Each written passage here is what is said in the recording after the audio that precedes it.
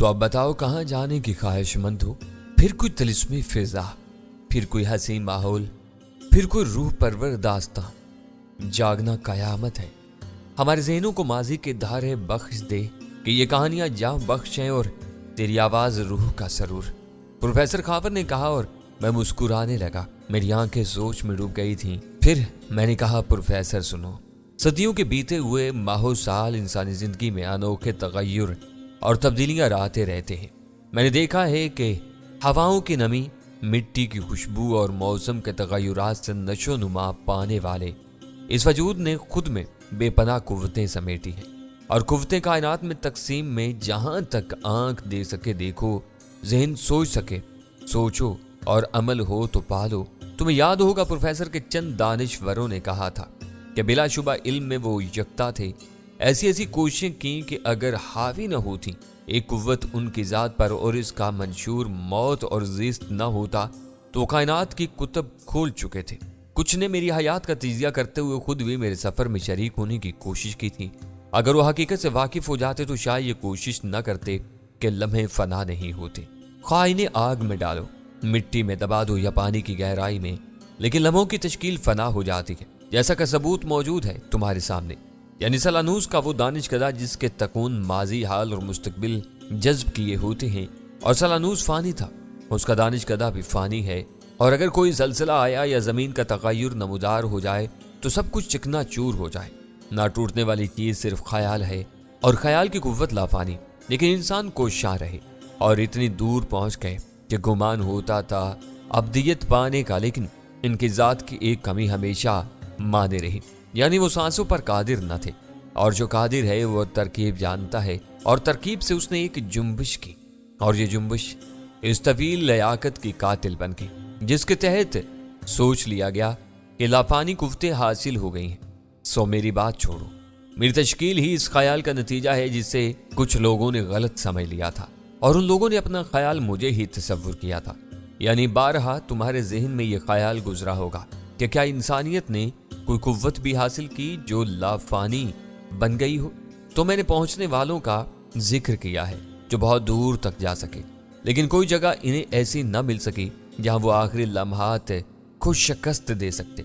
लाइशा भी इसी ख्याल की हामिल थी। और यूं समझो प्रोफेसर के औरतों में वो औरत मेरे जहन का वो नक्श है जो माजी के औराक में हमेशा जाबदा है। लाइशा कौन थी? फरोजा ने पूछा। यूनान के एक पसमानदा घराने में पैदा होने वाली एक लड़की जिसने तारीख यूनान में तो शोहरत हासिल नहीं की, लेकिन देखने वाली आंख ने उसे बहुत दूर तक देखा। कदीम यूनान की तारीख में इनकी तहजीब का जिक्र बतौर खास आता है। उसका मरकज जजीरा क्रीट था। क्रीट के बाशिंदे तुंदकू और जहां फरोश थे।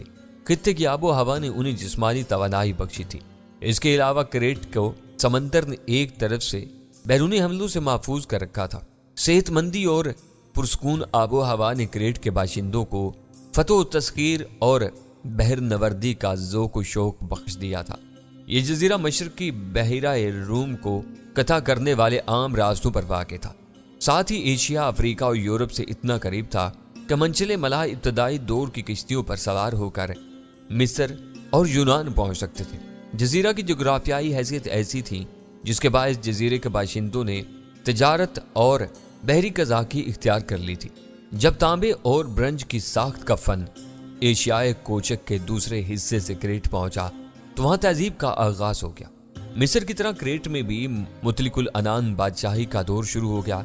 इन बादशाहों को मजहबी पेशवाई भी हासिल थी और वो एक मरकजी निज़ाम के तहत कारोबार हुकूमत चलाते थे।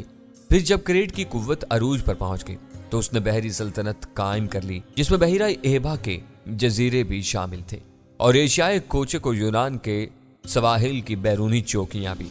तहजीब व तरक्की पर गामजान इन लोगों के लिए अभी ऐश गाहें मुहैया नहीं थीं। कदीम यूनान के बागों में जौ और गंदम के अलावा फल, अंगूर और शहद पैदा होता था।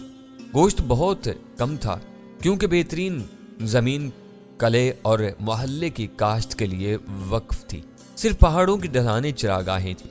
वहाँ भेड़ बकरियों के बहुत कम रेवड़ जा सकते थे क्योंकि मवेशी इन ढलवानों पर चढ़ नहीं सकते थे। लेकिन हौसलामंद लोग किश्तीरानी से इश्क रखते थे। साहिल के दंदानावार होने के बायस और जजीरों की कसरत के सबब किश्तियों को जगह जगह पनाह मिल सकती थी। मौसम गर्मा किश्ती रानी का खास मौसम होता था। इस मौसम में तबाही खेज तूफान बहुत कम आते थे। किश्तियां सैकड़ों मील दूर निकल जाती थी, लेकिन उनकी निगाहों से ओझल नहीं होती थी। ऐसे जहाजों में सफर किया जाता था जिनमें बादमान होते थे या जिन्हें चप्पुओं के जरिए चलाया जाता था। बाजुका दोनों चीजों से बैक वक्त काम लिया जाता था। यह सफर खुश्की के रास्ते पहाड़ पर चढ़ने और उतरने के मुकाबले में ज्यादा अर्जा और आरामदेह था। इसके साथ ही मुसाफत भी जल्द तय हो जाती थी। चुनाचे यूनानियों ने बहरी तिजारत का एक उम्दा और सरगर्म निजाम कायम कर लिया था।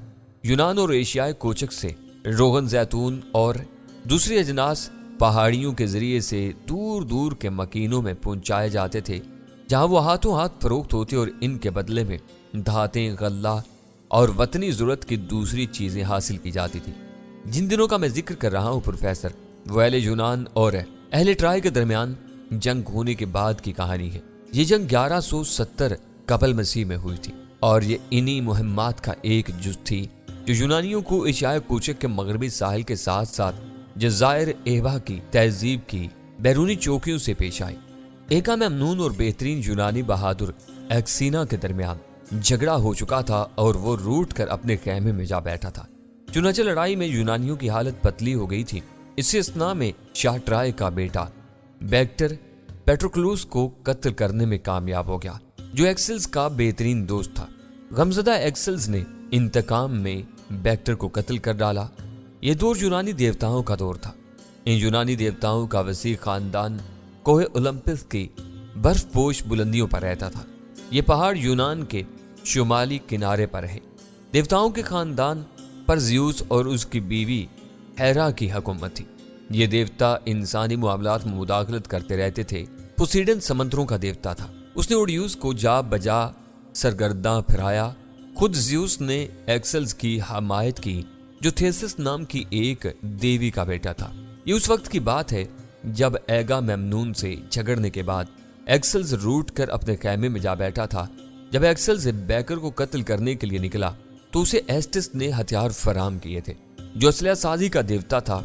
जब एक्सेल्स बैक्टर की लाश को ट्राय की फसील के इर्द गिर्द खींचते फिरता था तो फिर देवताओं ने मुदाखलत की और कैद सुनकर उसे राजी कर लिया कि बैक्टर की लाश मुनासिब तदफीन के लिए अहले ट्राय के हवाले कर दी जाए। मेरी तफसील से प्रोफेसर तुमने इस दौर के यूनान का अंदाजा लगा लिया होगा जिसका मैं तज़किरा कर रहा हूँ। गोया ये दौर तवहमात और देवी देवताओं का दौर था। हर चीज पर उनकी हुक्मरानी थी। इनके आपस के झगड़े बड़ी अहमियत रखते थे और अहले यूनान इनमें बाकायदा मुलव्विस हुआ करते थे। देवताओं के साथ यूनानियों के गैर मामूली रवाबत थे। मुज़ाहिर फितरत में जो चीजें तहय्युर खेज और दहशत अंगेज थीं, इंसानों में जो जज्बात बरहमी पैदा करते थे, इनका इत्मीनान बख्श हल यूनानियों को देवताओं में मिल गया था। वो सूरज की हरकत को अपोलो से मंसूब करते थे और समंदर में जो तूफान आते थे, इनका इंतसाब पोसीडन से होता था। इंसानी अक्ल व हिकमत की देवी एथीना थी।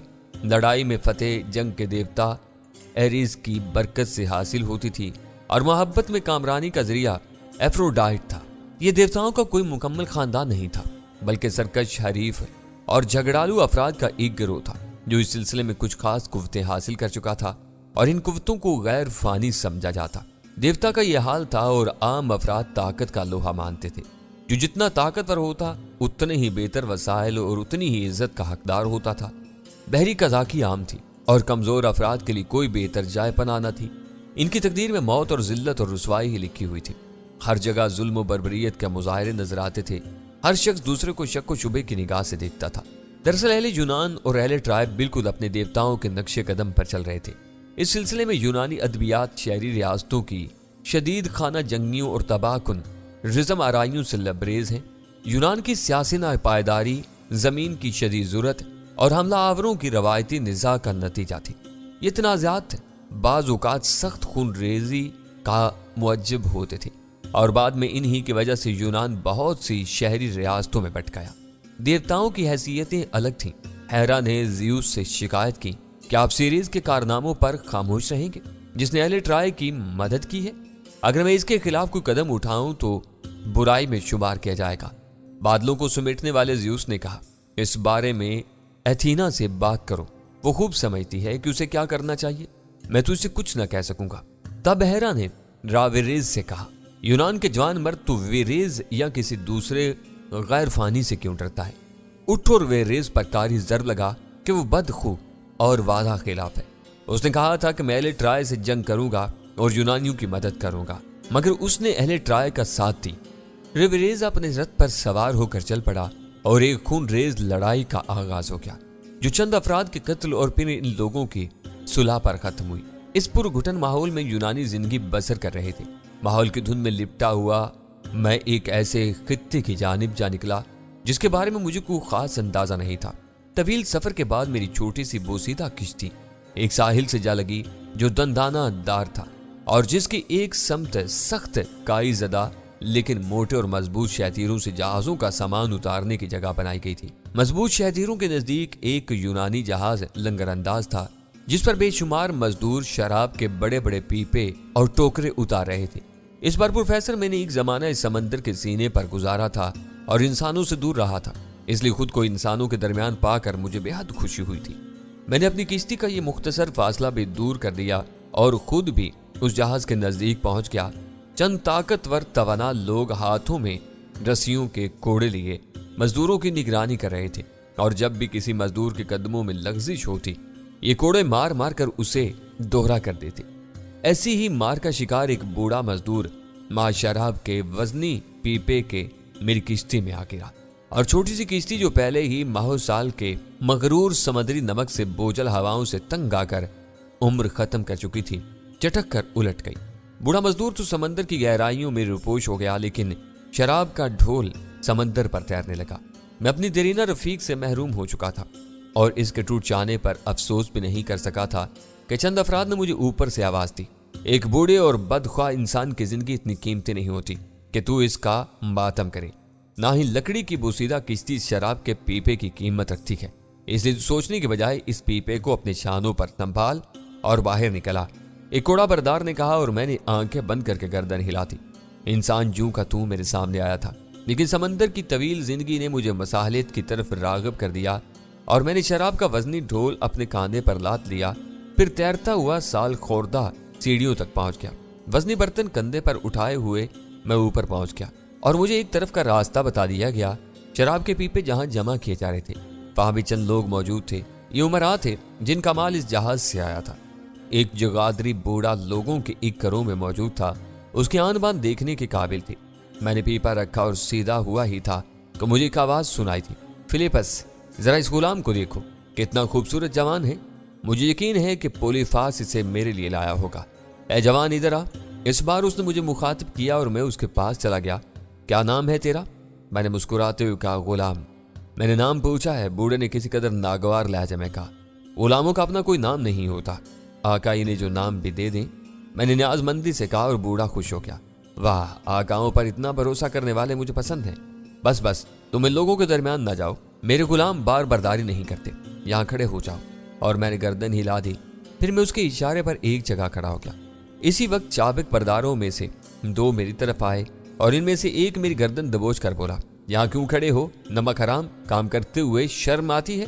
चलो पीपा उठाओ। ए तुम अंधे हो? तुमने नहीं देखा कि वो मेरे गुलामों की सफ में खड़ा है? उस शख्स ने गुर्राते हुए कहा, यह जहाज का बार बरदार है, तुम्हारा गुलाम नहीं, समझे तुम? और तुम अभी तक यहाँ खड़े हो? इनमें से दूसरे ने रस्सी का चाबे खिलाते हुए कहा और फिर एक चाबक मेरी पुश्त पर रसीद कर दिया गया। बस गजब हो गया। एल्फेट्स के जांबाजों ने चाबक वालों पर हमला कर दिया। इन्होंने भी तलवारें निकाल ली और जंग होने लगी। चाबक वालों के साथी भी आगे आ गए और बंदरगाह पर खून बहने लगा। बहुत से लोग हलाक हो गए थे। फिर मुदाखलतकारों ने इस जंग को खत्म कराया, लेकिन एल्फेट्स का पल्ला भारी रह गया था। उसने मुझे नहीं छोड़ा। जो यहाँ मेरा पहला कदम खूनरेजी ही से भरा हुआ था। एल्फेट्स ने मुझे अपने रथ पर पीछे बिठा लिया और रथ चल पड़ा। उसने यूनान बिखरा पड़ा था, हर तरफ रंग रलियों का दौर दौरा था। कौमें जब अरूज की जानिब सफर कर रही होती हैं तो उनकी यही कैफियत होती है ताकि जवाल के रास्ते आसान हो जाएं। एल्फेट्स शराब का बहुत बड़ा ताजिर था। उसका खूबसूरत मकान बेशुमार मुलाजमों से भरा हुआ था और बेहद वसी और कुशादा था। मकान के अहाते में खूबसूरत बागीचा लहला रहा था जिसमें फल और फूल सजे हुए थे। बागीचे में एक सफेद मरमर का हौज बना हुआ था जिसमें रंगीन पानी भरा हुआ था। गोया ऐशो इशरत के तमाम सामान यहाँ मौजूद थे। मुझे चूंकि वो बड़ी चाह से लाया था और उसने मुझे अपना गुलाम तस्वुर कर लिया था। मेरे हसूल के लिए चूंकि उसे खून भी बहाना पड़ा था, इसलिए मेरी बड़ी इज्जत हुई और मुझे महल में खास जगह भेज दिया गया, जहाँ लोगों को हदायत कर दी गई कि मुझे सजा संवार कर उसकी गुलामी में पेश कर दी। गुलामों के बारे में थोड़ी बहुत मालूमात तो मुझे थी, मगर मैं इनका असल मसरफ नहीं जानता था। मैं सोच रहा था कि हालात का ये रुख खासा दिलचस्प है, अनजाने मुझे क्या कुछ करना होगा। वैसे अब तक मैंने जो कुछ देखा था, इसमें गुलामों का काम तो सिर्फ गुलामी ही था। एल्फ्रेड्स मुझसे क्या चाहता है? दिलचस्प बात थी प्रोफेसर। मैं हर तरह से बंद संवर कर तैयार हो गया और फिर रात को मुझे एल्फ्रेड्स की खिदमत गाह में पेश कर दिया गया। जिस जगह मुझे ले जाया गया था, ये एल्फ्रेड के महल नुमा मकान का अकबी हिस्सा था। यहाँ पर भी हसीन बाग लगा हुआ था, जहाँ जा बजा सब्ज घास लहरा रही थी और इसी सब्ज घास पर नहायत खूबसूरत तख्त बिछा हुआ था। इस हसीन तख्त पर एल्फ्रेड्स दराज था। तख्त के सामने एक गहरा और लंबा हौज बना हुआ था। मैं नहीं जानता था कि इस हौज में क्या हो रहा है। हौज के किनारे पर रोशनियां नजर आ रही थी। मैं एल्फ्रेड्स की खिदमत में पहुंचकर सीने पर हाथ बांधकर झुका। यूनानियों का मखसूस अंदाज मैंने देख लिया था और एल्फ्रेड्स ने मुस्कुरा कर मुझे देखा। तब मेरी निगाह हौज पर पड़ी। मैंने महसूस किया कि हौज में लड़कियां तैर रही हैं, बिल्कुल उन रंग बिरंगी मछलियों की मानी जो इस किस्म के हौज में नजर आ जाया करती हैं। इनका अंदाज बड़ा दिल लुभाने वाला था। इनमें से अक्सर गर्दनें बाहर निकालती और उनके सर से रंगीन पानी बहने लगता। एक अजीब सी महक फैली हुई थी और तब मुझे इस महक का राज मालूम हो गया। हौज में शराब भरी हुई थी। एल्फ्रेड्स के ये शाहाना अंदाज देखकर मैं अंगुश्ते बदनदार रह गया था। ये तो एक अमीर का महल था, न जाने इसके अलावा यहाँ और क्या कुछ हो। दुनिया के हसीन गुलाम, क्या तुझे एल्फ्रेड्स की ऐशगाह पसंद आई? ये ऐशगाह शहंशाहों की ऐशगाह से किसी तौर कम नहीं। मैं तो हैरान हूँ, तेरा हुस्न निगाहों को खीरा करता है। ये चांद जैसी रंगत तूने कहाँ से पाई? मैं नहीं जानता एल्फ्रेड्स, तेरे अंदाज भी गुलामों से नहीं है। यूं लगता है जैसे तेरी तश्कील देवताओं की निगाह खास से हुई हो। ताहम तो मुझे पसंद है। मैं शुक्रगुजार हूँ एल्फ्रेड्स।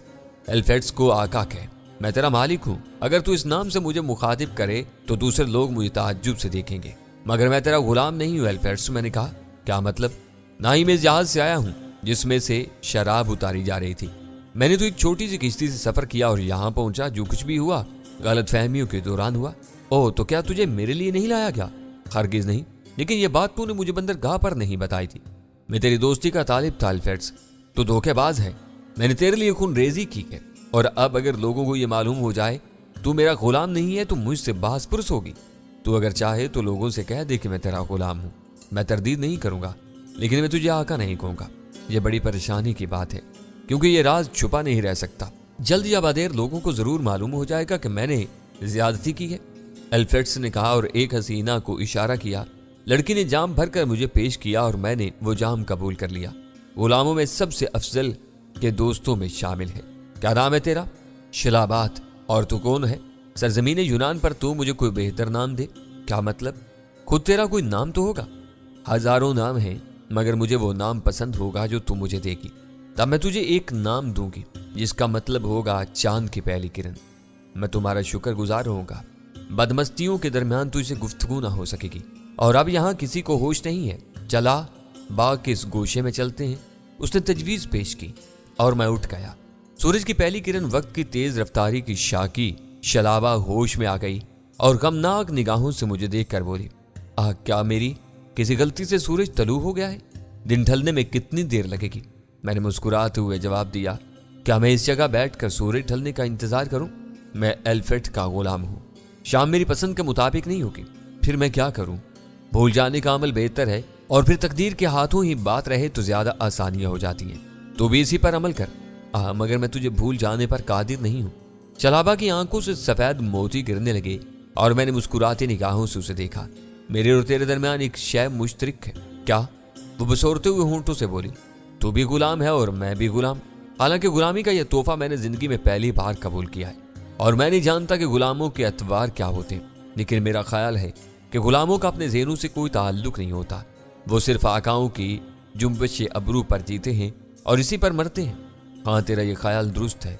शलाबा ने रोते हुए जवाब दिया, तो फिर हमारी अपनी पसंद, हमारी अपनी राय हमारे लिए क्या हैसियत रखती है? हम अपनी सोच को बेहकीकत क्यों नहीं जानते? मैंने कहा और वो गमज़दा अंदाज में गर्दन हिलाने लगी। महल में मुख्तलिफ मुलाजमीन अपने अपने कामों में मसरूफ थे। मैंने उनमें से एक को रोक कर एल्फ्रेड्स के बारे में पूछा। हाँ, वो नाश्ते के कमरे में गया है। मेरे लिए तो कोई हुक्म नहीं है। मैंने पूछा और खादिम मुस्कुरा दिया।